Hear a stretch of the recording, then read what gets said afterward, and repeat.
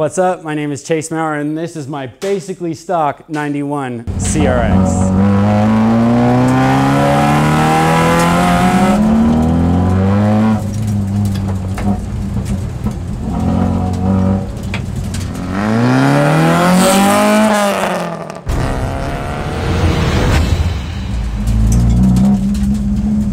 Actually had it for a long time, since I was 17 years old, and my entire male bloodline has driven and raced this car.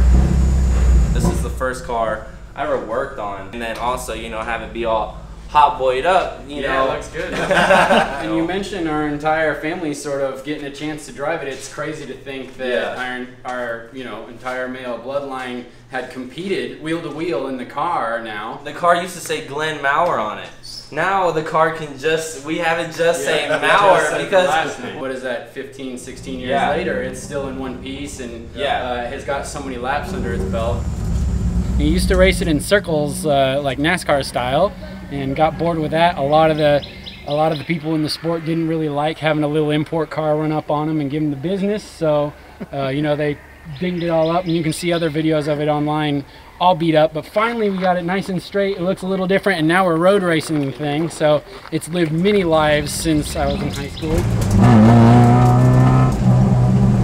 It's kind of sort of stock in that the engine and stuff hasn't really been modified, but on the inside we have it set up to be pretty dang safe. You can even see inside the wheels we have like stock brakes and some sort of NASCAR style Bassett wheels, so nice high level of simplicity. We've replaced all the windows with Lexan, so it's all plastic, really lightweight and high impact as well. And of course it has the old NASCAR style roll cage in there, because we actually used to circle track race this car back in its day. Like I say, we've had it since I was a teenager. It just has the one seat in there, so it's a dedicated race car. That's how you know.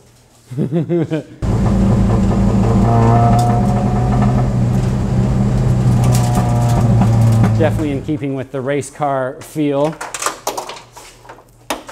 And this is still the original engine from the first time that we put it together while I was in high school.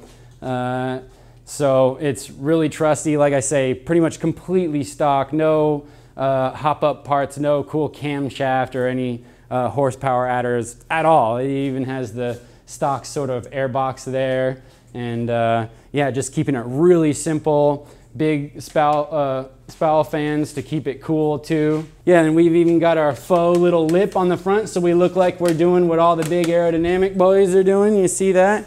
It's pretty cool. I mean, keep it really simple. It even still has a little windshield wiper motor in there, because we do the endurance racing and that's rain or shine, so you could be caught in the elements. If you come to the driver's side, it just has an old school NASCAR style sort of Kirky containment seat there.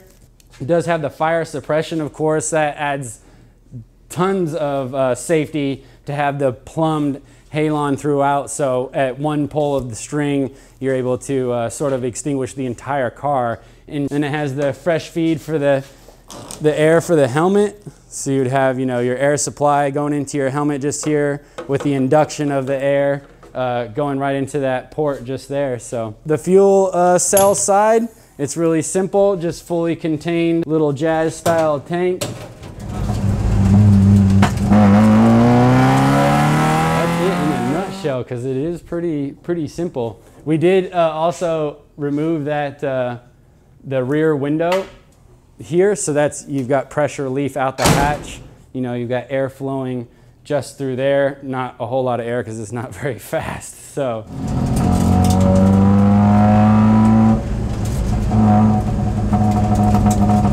The CRX is so versatile. This car was raced in California when I first built it back in 2004, raced it in 05, and so we raced it on a quarter-mile bull ring asphalt out in LA, and then raced at Hickory for a long time, as I mentioned, but we also converted it and ran it at dirt at Friendship Speedway here in North Carolina. Chase drove it on dirt for the first time and got a paycheck off that one, I believe. Yeah. 75 bucks. Directly linked to that is the fact that, you know, because it has actual lineage and heritage within our direct family, it's been accepted by our American vintage racing sanctioning bodies as a a vintage race car. It has now spent more than half of its life a racing car, and you know, it's got undeniable lineage and heritage through that. And with what we've done with it over the years, you know, they've accepted it as the first front-wheel drive, first Honda, and I think like first small Japanese car in vintage racing in America. So it's pretty big stuff happening this year for it. You get the occasional Datsun Z. That's about the limit of Japanese cars in our old vintage racing. So it's kind of cool to get accepted and do something new with it. And it looks cool. You see me right there, getting ready to race.